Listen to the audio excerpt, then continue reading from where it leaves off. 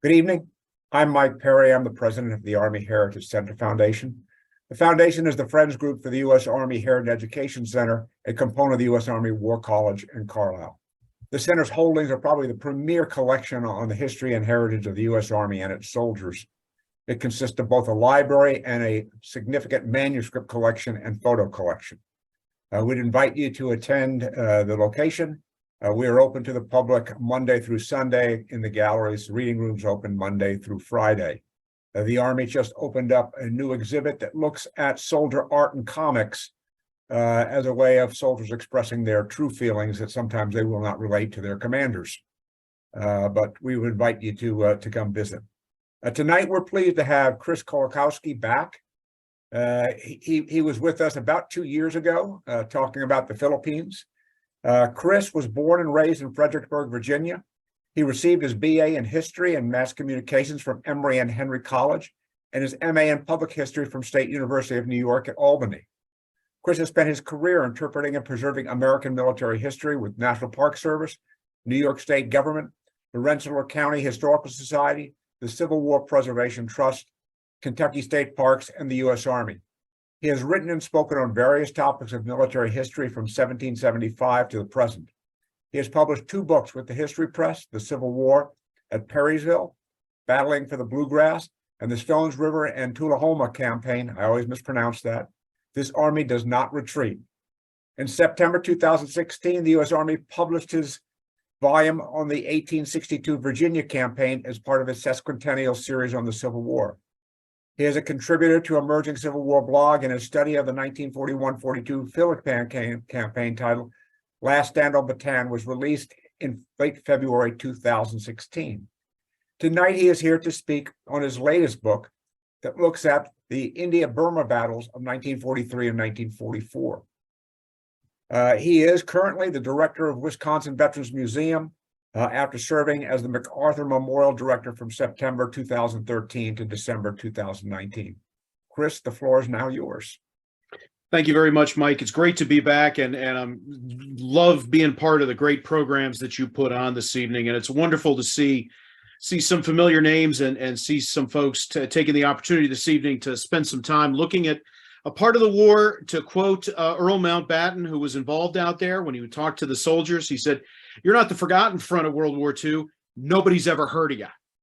And so what I want to do tonight in the time that I have is I want to give a very basic overview. We're going to cover a lot of ground, but I want to give an overview of what happened out in India and Burma, particularly in what is really the decisive months of the war on the mainland of Asia, December 1943 to August of 1944. There was a lot going on. It had a big impact, not just on the outcome of World War II on the mainland of Asia, but it also continues to shape in some ways the geopolitics and the history of the area, even 75 plus years in the future.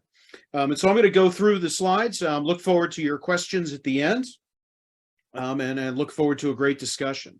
So with that, let's get us going here.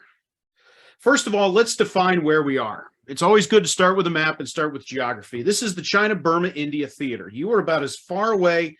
If you are in this theater in World War II, you are about as far away as you can be from the continental United States.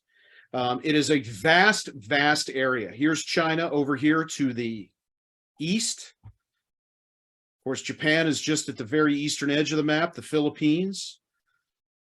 Burma here in the center.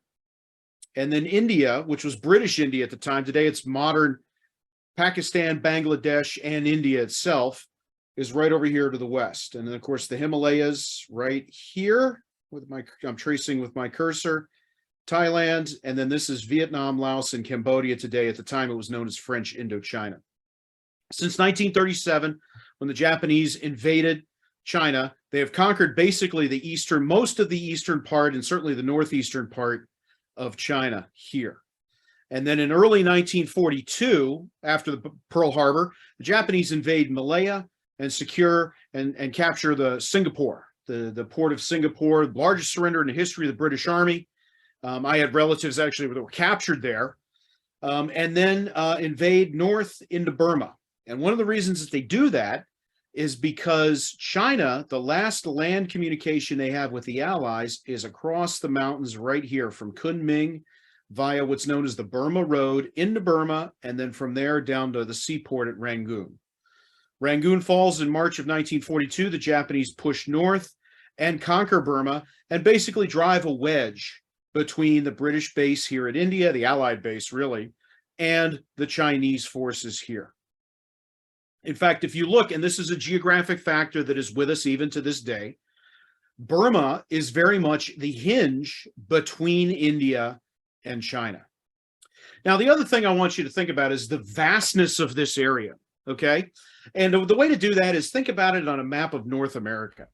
If I was to take the Chinese wartime capital of Chongqing, and I put it right here at Cape Cod, Massachusetts, okay, from Cape Cod or from Chongqing over to Lido, this is the equivalent of Toronto in Canada.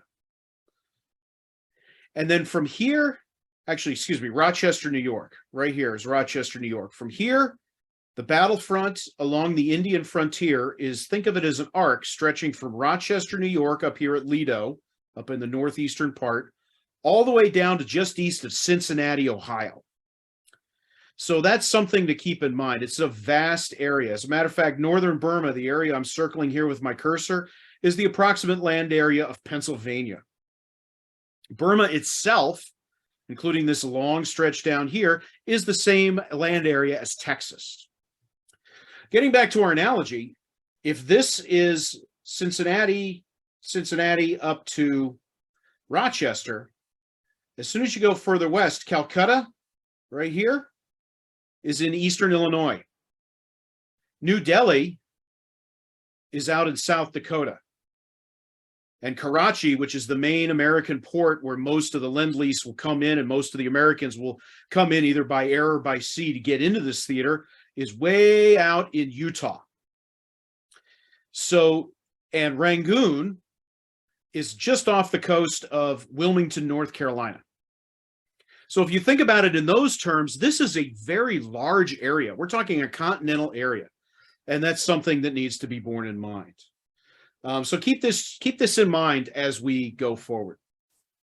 Okay, so let's look a little bit further. Let me put some, I've shown you a map. Let me give you a little bit of statistics here about and help you understand what CBI really is, the China-Burma-India Theater. The first U.S. troops were there from March of 1940 through, and they would be there. There'd be U.S. involvement in this theater all the way to the end of the war and beyond. This is really the first U.S. involvement in Southeast Asia. Most people think it starts in the late 50s, maybe the early 60s in Vietnam. No, it starts here in 1942 with the U.S. mission to this part of the world under the command of General Joseph Stilwell, who we'll talk a little bit more about here in a minute. Of the 16 million Americans that serve in World War II, only about 250,000 or so ever serve in the China-Burma-India theater. So when you think about it, and if you think about dad's war, mom's war, granddad's war, grandma's war, whatever, chances are very, very good it's Europe or the Pacific.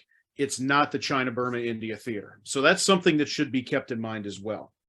Now, the different countries that are involved, and this is one of the reasons I call it nations in the balance, is because there are different objectives, conflicting objectives on the Allied side, and of course, the Japanese have their own conflicting objectives as well. The United States goal, and this is a direct quote from Franklin Roosevelt to Stilwell, when Stilwell is sent out there, is help China. Find a way to keep China in the war, find a way to keep supplies going to China, to keep the Chinese war machine going, such as it is. And the reason for that is because the Chinese are tying down millions of Japanese troops in China itself, that if they're not tied down, then are going to be facing Douglas MacArthur in the Southwest Pacific and Chester Nimitz in the Central Pacific as they push across the Pacific toward the Japanese home islands. So that's the U.S. goal. British really don't want any part of that. The fall of Singapore, as I mentioned, the greatest defeat in the history of the British Army. It also was, in many ways, perhaps the psychological death knell of the British Empire in Asia. And avenging that and restoring the glory of empire is very much a British goal. And you'll see that, particularly as you think about plans and priorities and even personnel that they assign here shortly. course, the Japanese goal is the opposite: stop the Allies, and then they will later expand that. Is in late 1943 and early 1944, invade India, see if they can knock the British, at least knock the British on their heels, and if they can, if possible, if they're lucky, pluck the crown, as it said, the jewel in the crown of the British Empire out. So those are the conflicting goals. Those are the conflicting sides, and kind of real quick, their plans. This is Burma in December of 1943. Here's my cursor. Let me orient you. North is at the top of the map. Of course, you can see Burma right here, which is kind of a wedge between China here to the northeast, India to the northwest and west. Here's Burma right here in the center. This railroad right here, and this is the only time I'm going to mention it, this railroad is the Burma-Siam Railway, the Railway of Death, which had been hacked out by prisoners captured in Singapore, including one of my relatives. And this is the famous bridge on the River Kwai as part of this. That's the only time I'm going to mention it the entire time. But the Japanese had built it as a line of communication into Burma over land.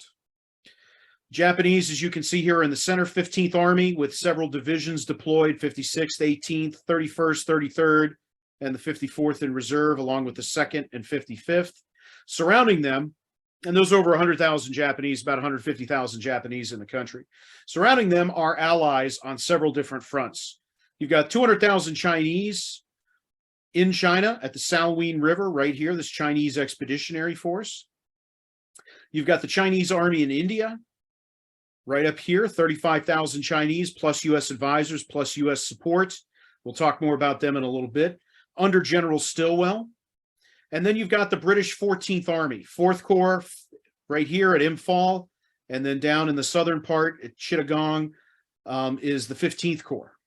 By the way, if you've been following the headlines, and the displacement of the Rohingya Muslims are right, and the refugee camps, including the one that just burned the other day, unfortunately, is all right in the area where you see this oval that's marked as 15th Corps. So this is an area that's still very much active, and still very much, of course, Burma is undergoing something of a civil war at the moment. So this is still very much an area of fighting. And there's well over 100,000 troops, including support units here in Eastern India. It's under the command of General William Slim. Now, the Allied plan, as they come up with in a series of conferences, particularly at Yalta, at Tehran, and then before that at Cairo, is a concentric attack against Burma, with the Chinese coming in from the west. At the same time, Stilwell moves down from the north.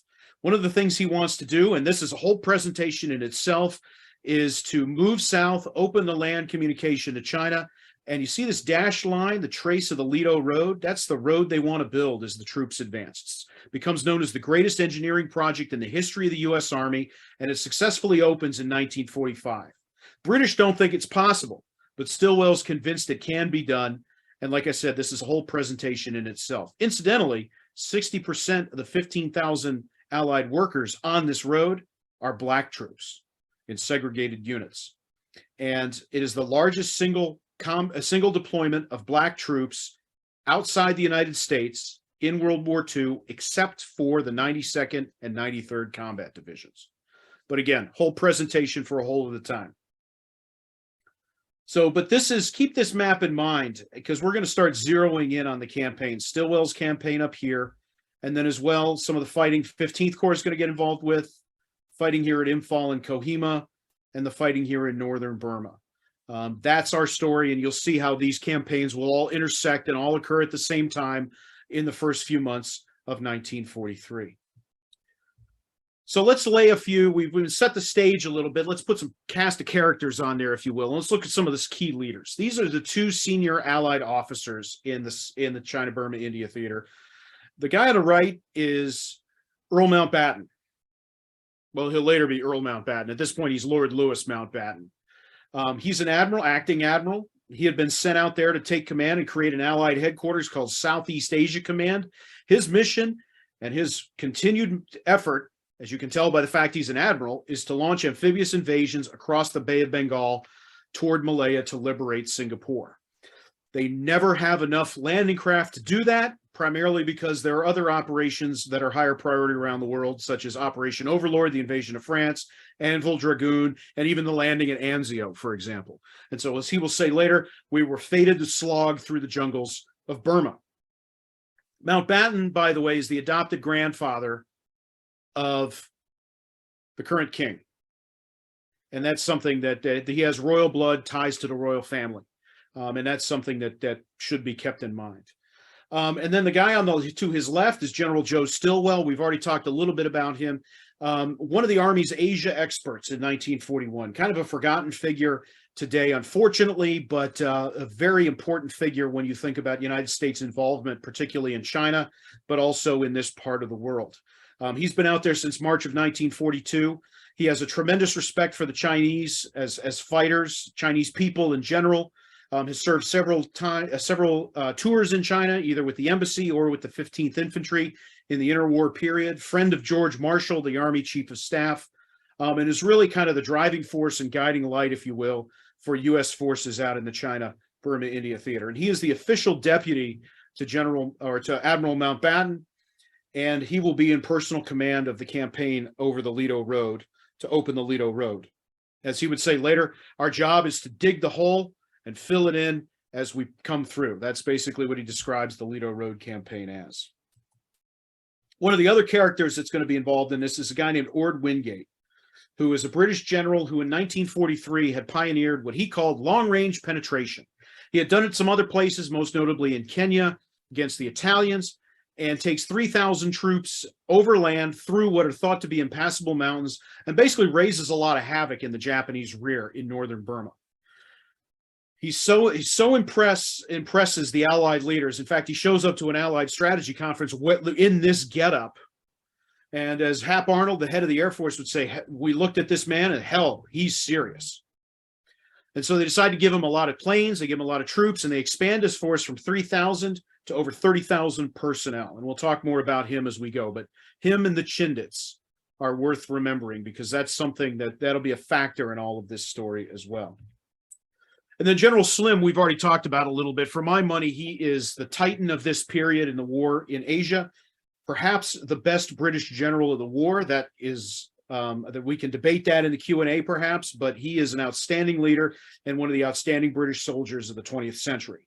And he has taken over 14th Army when it was at a very, very low ebb of morale and readiness in 1943 and late 1943. And by 1944 has sharpened it into a weapon that is ready to fight the Japanese on something like even terms. And then the key Japanese figure for our case is this guy, Muraguchi Renya, who's commanding 15th Army.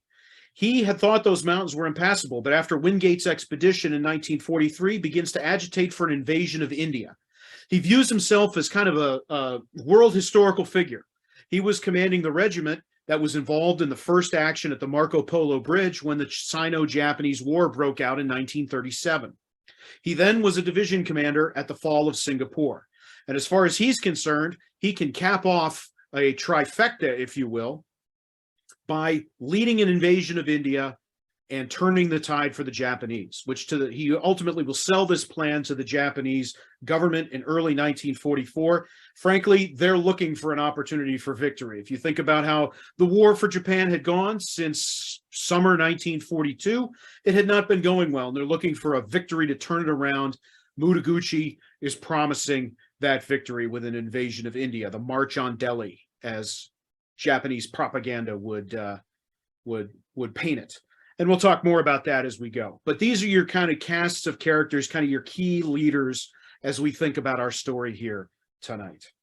And so having set the stage, having put some characters on the stage, let's get into our story.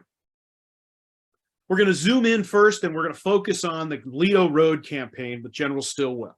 And this is through very remote jungle with mountains 2, 3, 4, sometimes 5,000 feet in elevation. If you're familiar at all with the mountains along the Virginia-Tennessee border or the North Carolina-Tennessee border, or even parts of Pennsylvania, that's very much what this is. Along with jungle, this is an area that's heavy in malaria, where both sides would suffer sometimes just as badly based on health issues as you would actually enemy bullets as well.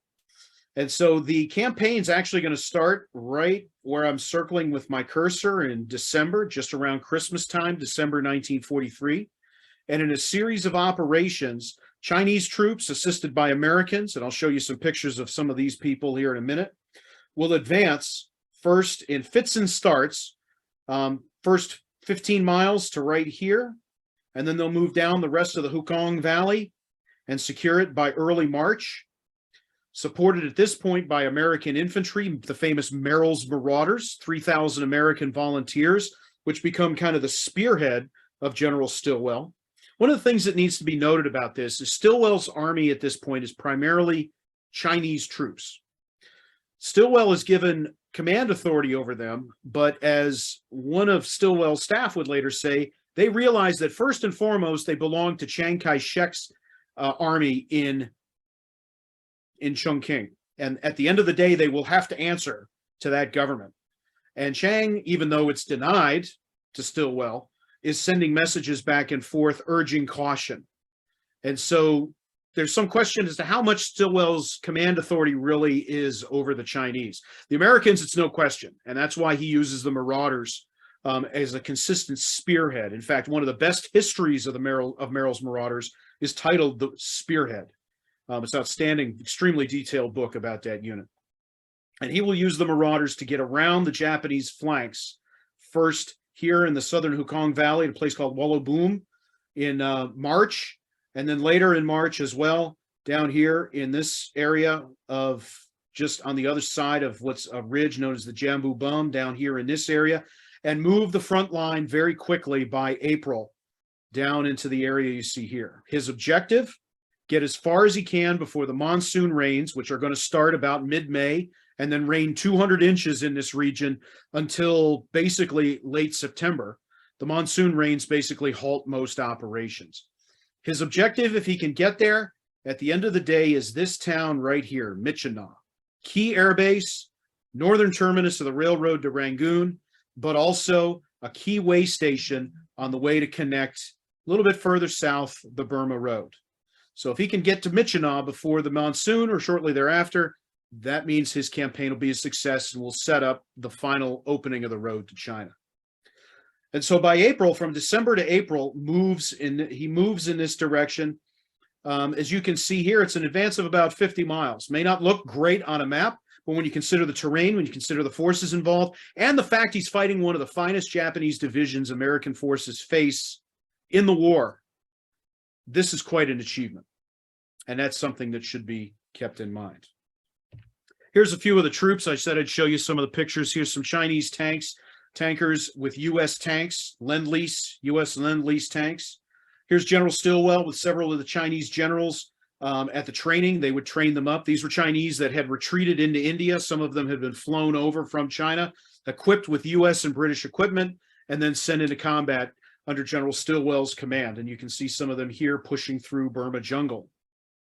One of the commanders, one of the key commanders, in fact, the senior Chinese general that Stilwell will interface with regularly is this man right here, Sun Li-Jin, VMI class of 1927.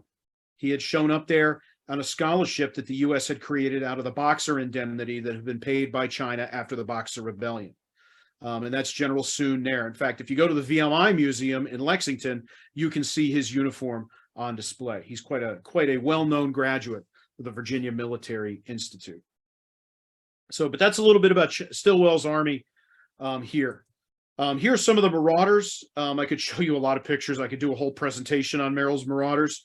But here's them marching through the trails. Sometimes they have to cut through jungle to get there. This, if you think about the long-range patrols and some of the long times away from fire bases in Vietnam, is a preview of what many more American units will be doing in Vietnam.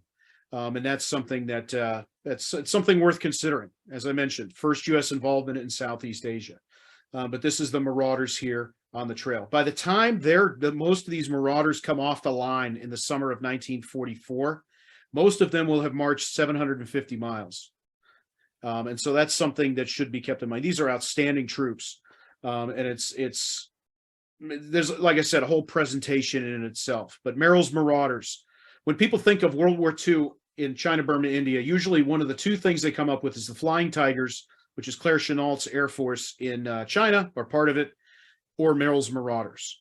And this is the Marauders here. One of the ways that they're able to sustain a lot of these troops, particularly as the Marauders cut deep into the Japanese rear, and this is also true of other battles we're going to talk about, is this right here, air resupply. One of the best weapons of war actually doesn't carry a gun on it at all for the Allies, and it is the C-47. And it is the ability of the Army Air Forces and some RAF. The Royal Air Force does fly some of these as well, but it's primarily U.S. Army Air Forces flying C-47s and airdropping supplies to surrounded units, to units that are operating in the rear, things like that, that are able to sustain most of the Allies. This is an area, as you probably got a sense already from the map, is mountainous with not a lot of roads. The road, even today, it's a very remote area. I'm here to tell you, having visited there.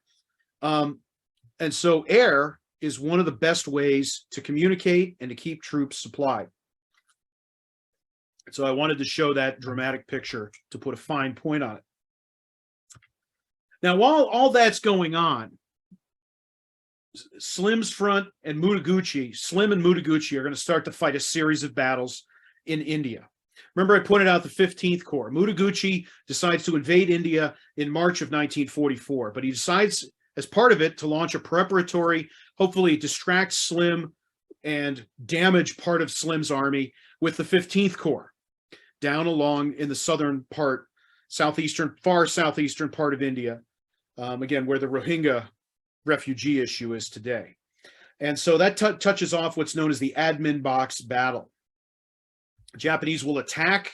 You can see February 5 to February 24th, 1944. They'll attack into the rear. They'll overrun the headquarters of 7th Indian Division here under a guy named Frank Messervy.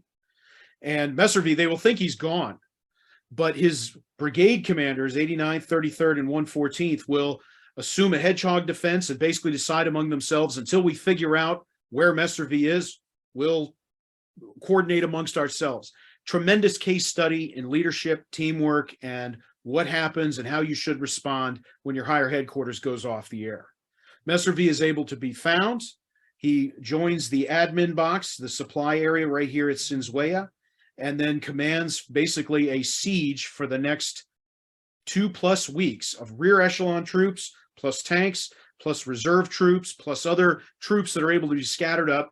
And of the 6,000 Japanese that attack this area, over 5,000 do not make it out. And at the end, when the British realize that not only have they repulsed the Japanese, they have forced them to retreat and have won their first land victory against the Japanese in World War II. The division war diarist for 7th Indian Division uses a cricket analogy, and that's what I have at the top there. England, first innings score. And so this is a huge moment, because the British have proven, and when I say British, I include the British Indian Army in this, which includes Muslims, which includes Hindus. It's one of the most diverse allied armies of the entire war. They realize the Japanese are not jungle supermen. They can be beaten. And it's a tremendous boost in morale for the great test that prepares them for the great test, which is coming. And what is that great test? It comes actually this time, March of 1944, when you have multiple invasions. First, the Japanese. Here we are in central India. I'm circling with our central Burma. I'm circling with my cursor. Here's Stilwell to the north, pushing south. We talked about that campaign already. And then Mutaguchi will attack with over 85,000 men into India. 31st Division here, 15th and 33rd Divisions here. Surround Imphal, push into the rear, push and try and secure the area of Dimapur and Kohima right here as well. At the same time, Wingate, with his expanded Chindit force, launches an air invasion, largest airborne invasion in history up to this point, landing troops at several jungle bases, Broadway, Chowringhee, later Aberdeen, right here, and White City, right here in central Burma, basically to get into the Japanese rear, distract the Japanese, pull troops away from Stilwell's front, pull Japanese troops away from Slim's front, and basically raise a lot of havoc. And this actually does have some impact. The Japanese will later say this was an essential factor in their inability to hang on to North Burma. They will basically cut 18th Division supplies, and they will also distract some troops and reserves from the invasion of India. And we'll talk more about that as we go. But you see, remember I mentioned at the very beginning about how all these campaigns start coming together and interacting with each other. They all really start in March of 44, March through April. All three of these campaigns are all going on at the same time, swirling together and banging against each other, and they will have an impact upon each other. And so let's look at what happens in sequence. And they all will come to a head and a decision right around the same time, June, July of 1944 into early August in one case. And so let's examine each of these in turn. There's the gliders and the C-47s. It's known as Operation Thursday, taking off for the Chindits. As a matter of fact, the lessons of this operation were used in the planning for the airborne assault at Normandy, and then again for Anvil Dragoon in France later on in 1944.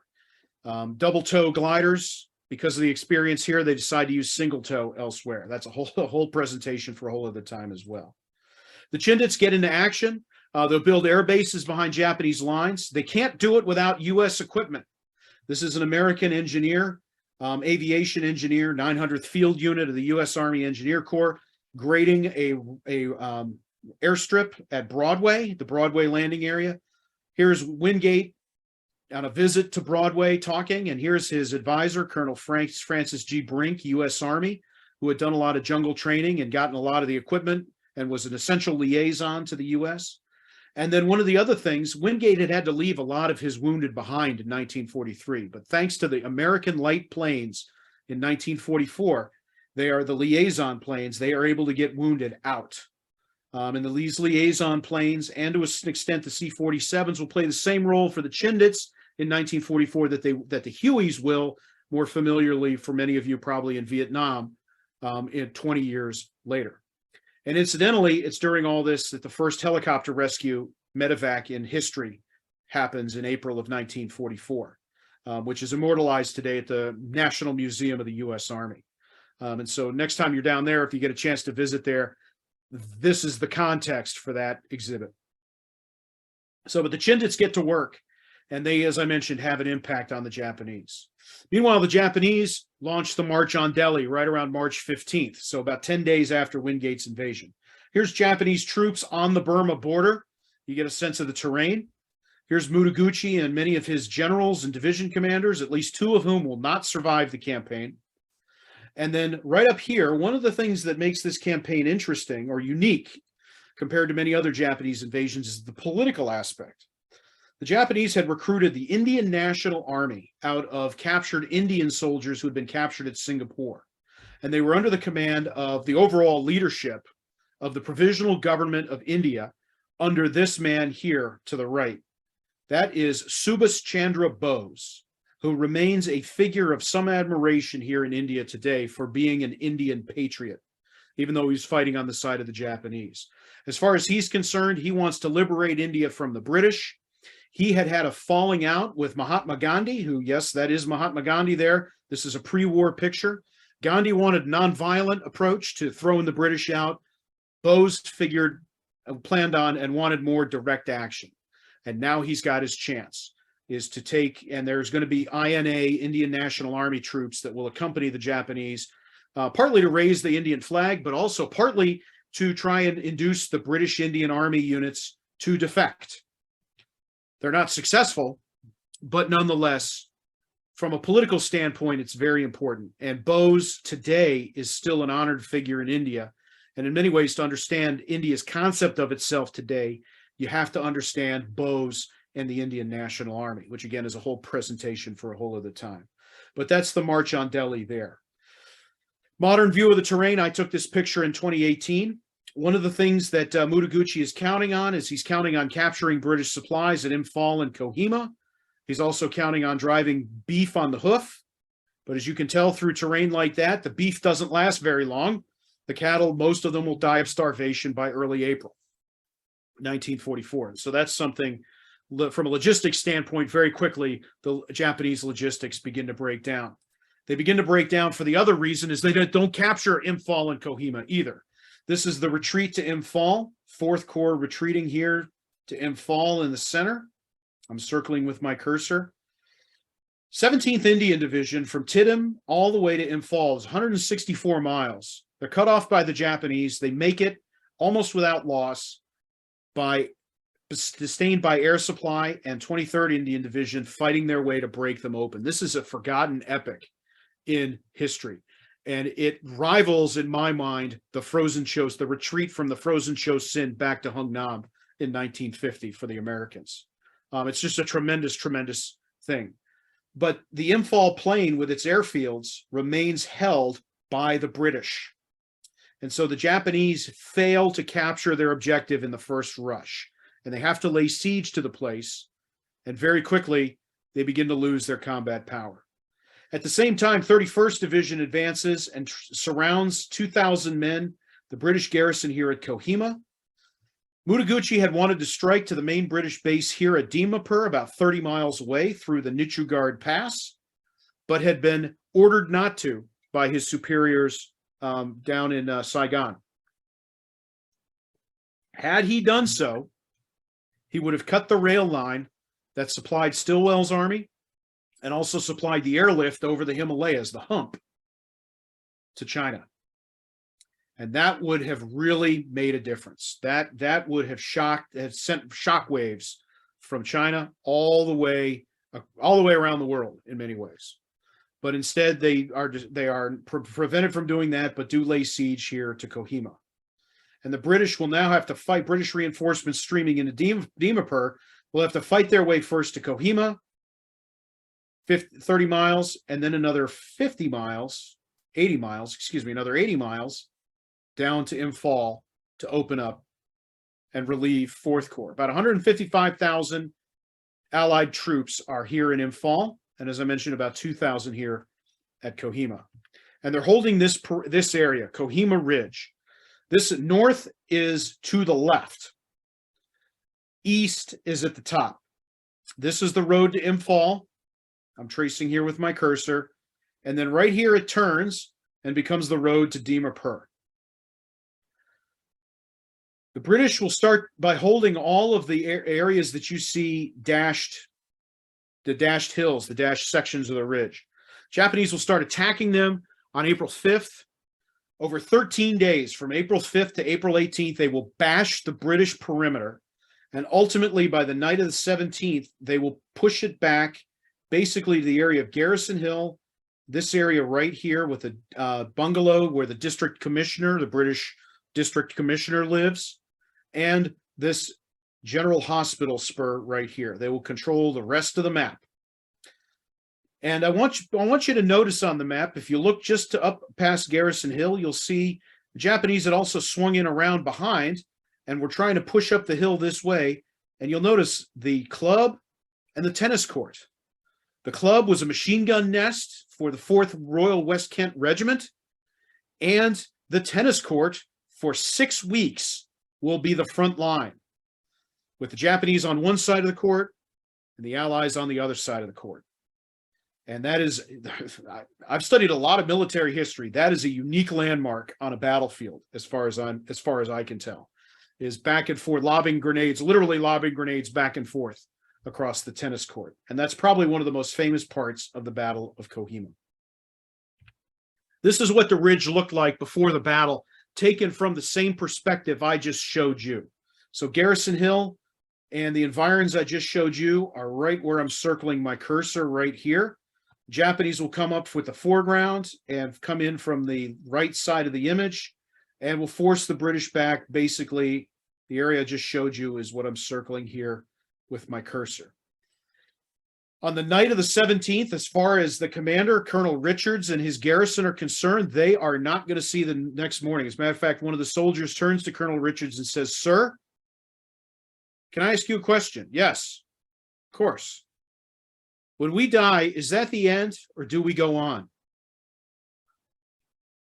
But on the morning of the 18th, 2nd British Division with some reinforcements breaks through, breaks the Japanese cordon, and relieves Kohima Ridge. And then over the next month, month and a half, 2nd Division will basically root out the Japanese who have turned all these hills into strong points, because the Japanese know if they lose at Kohima, they will lose at Imphal. And so the Japanese will fight here very hard. As a matter of fact, some of the units on the Japanese side here had originally been engaged at Guadalcanal, then be refit and later sent out here to reinforce the invasion of Burma, or invasion of India. This is what it looks like before the battle. That's what Kohima Ridge looks like after the British have taken the last elements of it on June 5th, 1944. And veterans of World War I compared it to the Western Front. And it's the concentration, if you walk that battlefield today, the concentration of death and destruction in that small of an area is quite something to behold. It really is. This also, if you're familiar with American armor during World War II, you know the Grant and Lee tank didn't do very well against the Germans. But out here, both at the admin box and here at Kohima and even at Imphal, it is ideal, because Japanese don't have a lot of tanks, and what they have is light enough to be dealt with by these tanks. But the other thing is that big 75 millimeter gun in the hull is great for going against Japanese bunkers and is great for going against entrenched Japanese positions. And this is one that was used at Kohima. It actually was on the ridge and then slipped down in the mud during some of the early monsoon. Excuse me. Came to rest in this area, and you can go there and you can still see it on the battlefield today. So I figured with this audience, I thought that might be of some interest to see. Detroit, 1942, is when it was made, by the way. So the fall of Kohima on June 5th, 1944, really is the high water mark of the Japanese advance into India and really on the continent of Asia. And then from there, the British will push south. June 22nd, 1944, they will relieve the siege of Imphal. Now, you may be wondering, how did Imphal stay alive this whole time? Airlift. They managed to do an airlift on a tremendous scale and kept 4th Corps in the fight. And in fact, the 4th Corps will help fight its way out and will help meet the 2nd British Division as they push south. And then the Japanese will start a general retreat back toward Burma. The Japanese will sustain in some units 85% losses. And by that, I include killed, wounded, captured, missing, not a lot of captured, to be quite honest, and men that are, when they get back, are no longer fit for duty, except the lightest possible duty. Matter of fact, the road out of here will be called the Road of Bones, because so many men will collapse and die of weakness as they're coming out of Burma. And 2 of the division commanders of Mutaguchi's, one of the division commanders and one of his other generals will both die of disease on the way out as well. And so this is it's the greatest defeat in the history of the Japanese army until the Battle of Okinawa in 1945. And so it's a tremendous disaster for Japanese arms. While all that's going on, General Stilwell has not been quiet either. As a matter of fact, when India was invaded, he met with Slim and proposed to send troops to support Slim if necessary. But he also mentioned, I have a plan to get to Michina.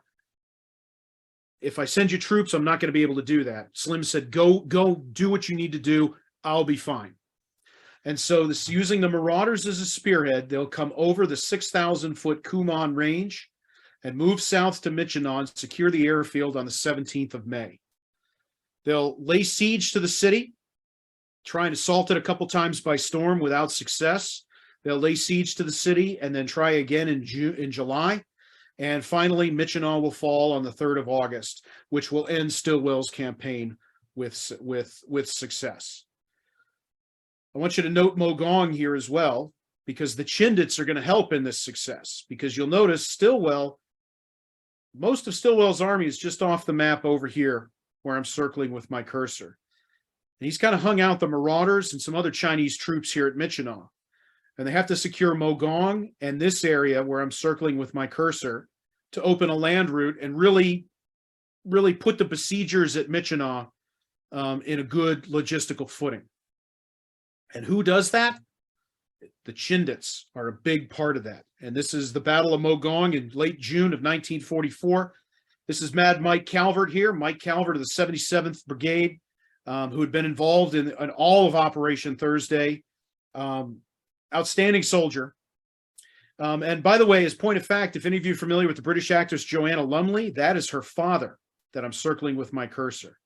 And it's his experience with the Gurkha. She is still a big supporter of the Gurkha Trust to this day. But the British secure Mogong, and that helps really solidify the Northern Front as the monsoon is getting underway, and help solidify General Stilwell's success in North Burma. So where are we? By early August, when Myitkyina falls, the Japanese have been defeated. They've been defeated in India. They are in retreat. Stilwell has managed to secure most of his objectives and certainly put his army in a position to complete the opening of the road to China once the monsoon ends, which will happen in early 1945. Myitkyina will fall. That will also help eliminate a Japanese air base and will help the airlift into China. It's a strategic victory of great magnitude. And it is recognized as such. As a matter of fact, a presidential unit citation is given to the Marauders and several other units, U.S. units involved at Myitkyina for their role in the victory.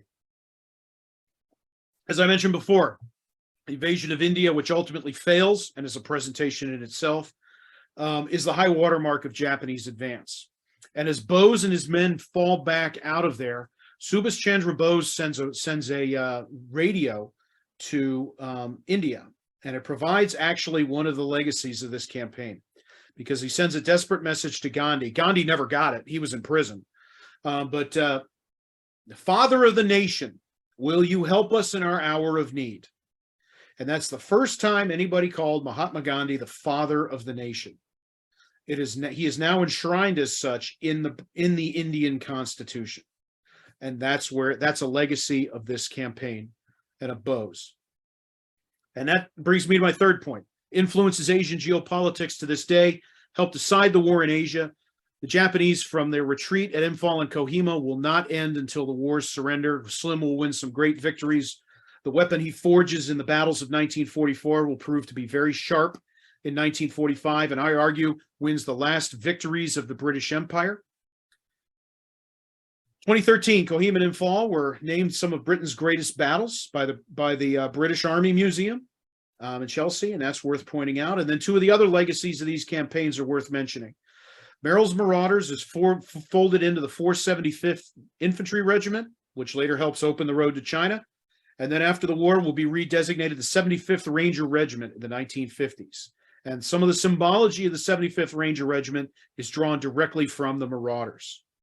And then the Air Commandos, those American Air Forces that supported the Chindits, today is the ethos and survives as the U.S. Air Force Air Commandos. And they are very, very proud of their connection to Burma and their ties to Wingate and the Chindits. So this is still very much with us, very, very much with us in a lot of ways. And I'll just mention one other way that this is with us as well, is after the war, Bose, who dies in a plane crash, some of his top lieutenants are tried in New Delhi as traitors to the British Empire. When the Indians find out about this, they didn't really know much about Bose. It had been kept quiet because of wartime censorship. They're like, wait a minute, they're Indian patriots. The Indian Navy mutinies, there's unrest around the country, and that is a fuse. They ultimately pardon the men, they're convicted but ultimately pardoned. Is what's called the Red Fort trials. But that flame of independence is not extinguished and leads directly to the partition of India in 1947 and the creation of India and Pakistan, the Kashmir conflict. So, which of course is still with us to this day. So that's another geopolitical legacy of these campaigns. And we can explore more in the Q&A if you want.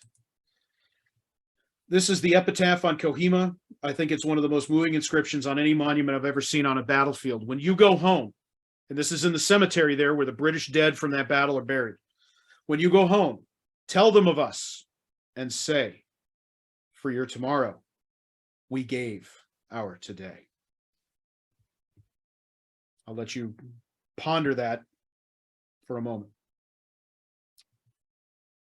If you want any further reading, of course, I just wrote a book about this. I'm very pleased with it, very pleased with how it's sold. I've also done several articles in Army History magazine that's available online. If you want to read something that was not written by me, I have some other recommendations there. The official histories by both the U.S. Army and the British official histories are outstanding for these campaigns, as are the Indian ones, by the way.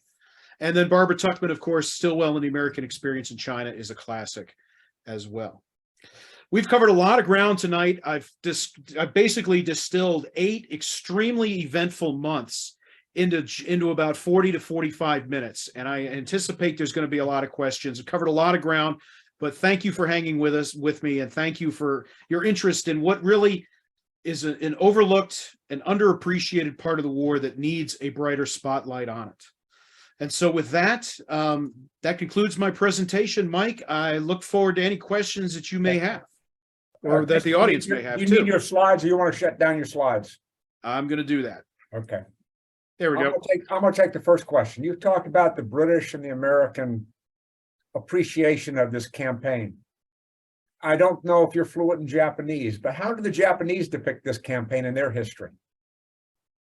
Ooh, that's a very good question. And actually, the Japanese, some of the official histories are getting translated, and also some of the U.S. Army. The U.S. Army did a great service to the history of the Pacific War when the U.S. Army Forces Far East, after the war, the historical section went to the Japanese and said, I want you to write short histories of these campaigns from your perspective when you participated. And they did interviews and things like that. So those are available in English as well. And I consulted heavily on those subjects. The Japanese recognized that this was a defeat. They make absolutely no bones about it. Mutaguchi, until he died in the 1960s, was convinced he was very close to success, but also recognized that he had been defeated. Burma is an area where the Japanese army is rather proud of their performance in a lot of ways, particularly holding back Stillwell as long as they did, even though they lost. The 1945 is another story, but the 1944 and earlier battles are actually regarded as good victories, starting with even Malaya, because some of the same units are involved in Malaya. They're very, very proud of their performance in Singapore, and then say, hey, we went to Burma, 18th Division was at Singapore. We went to Burma, we did the same thing again.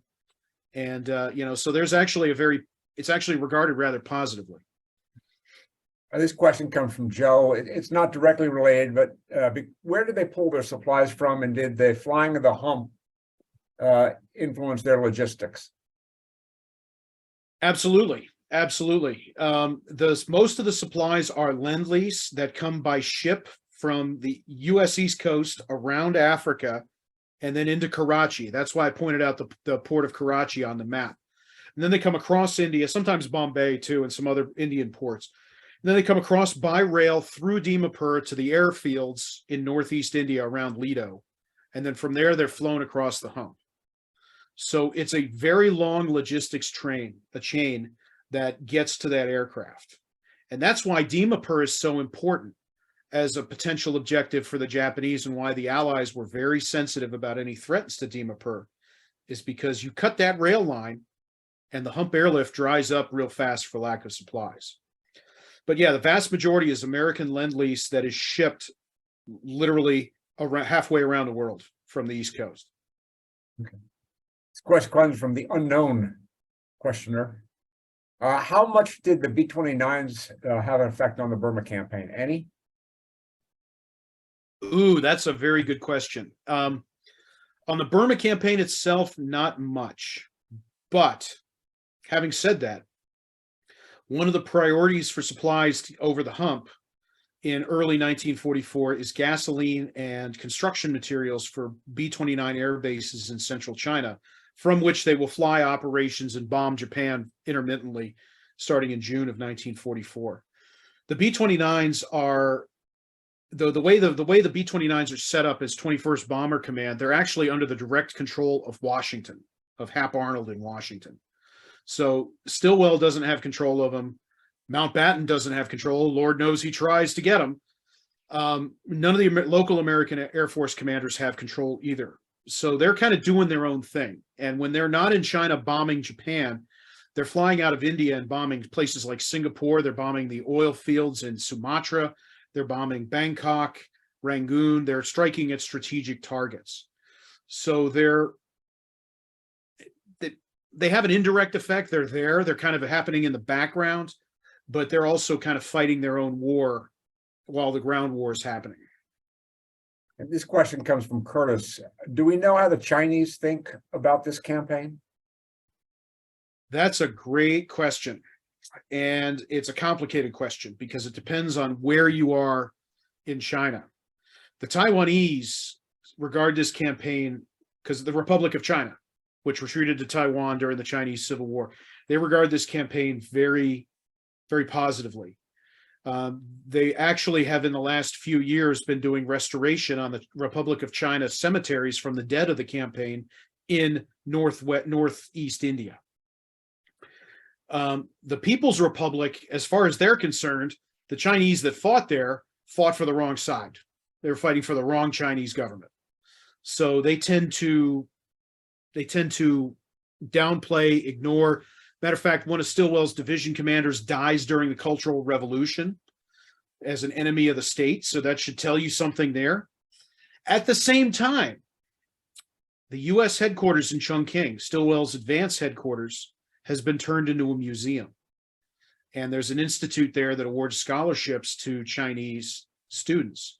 So they're also using the memory of General Stilwell and the Flying Tigers, I might add, alongside to try and connect the United States and realize, hey, we were actually on the same side. So the People's Republic kind of plays a little bit more, they play it to their advantage when they want, but they ignore other parts of it as well.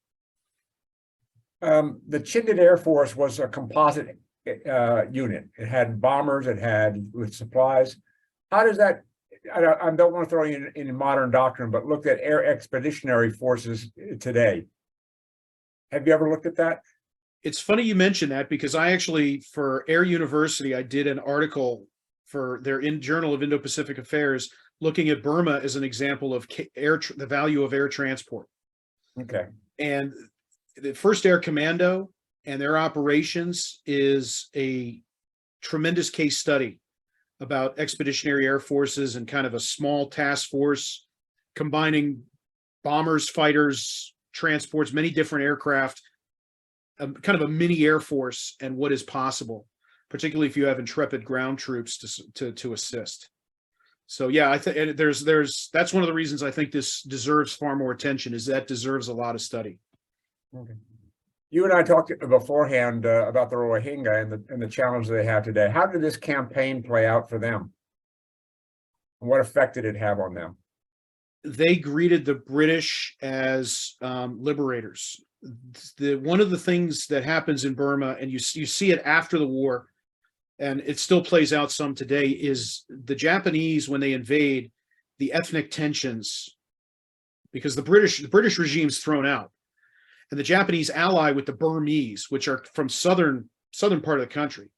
The people in the west, the Rohingya, and then the people to the north are shut out of the Japanese puppet government.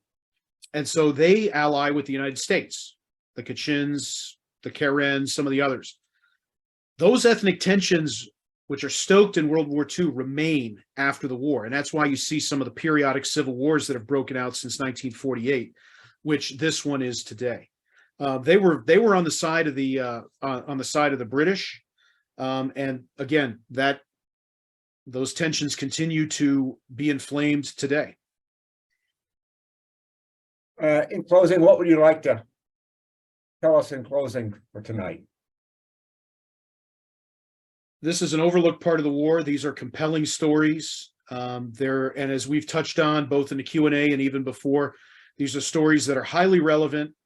This is a region that has a long memory, and in this region's memory, the events that we've been talking about tonight loom large. And if you're going to understand that area, if you want to understand where it came from, how it got to be where it is, and some of the factors and memories that continue to influence its geopolitics, you have to understand this story. And there's also, from an Army Air Force perspective, there are case studies here about how to fight a land war in Asia, that are bear study by the modern force. Okay. Well, Chris, thanks. We'll wait for you to finish the Buckner book, and then we'll get you back here again to talk about another general that's not well known publicly. in many things, because he sort of loses out those in the European theater. So thank you again for tonight. For Thanks for having me. attendees, I'd invite you back in 2 weeks. We're going to drop back a century. We're going to look at Choctaw Confederates, the American Civil War in Indian country. The Choctaw tribes were slave owners. So they allied themselves with Confederate forces. So we're going to talk about one of the unique tribes during that particular war with Faye Yarborough. So look forward to seeing you 2 weeks. Chris, find some excuse to come here and do some research, and we'll see you sometime soon. Okay?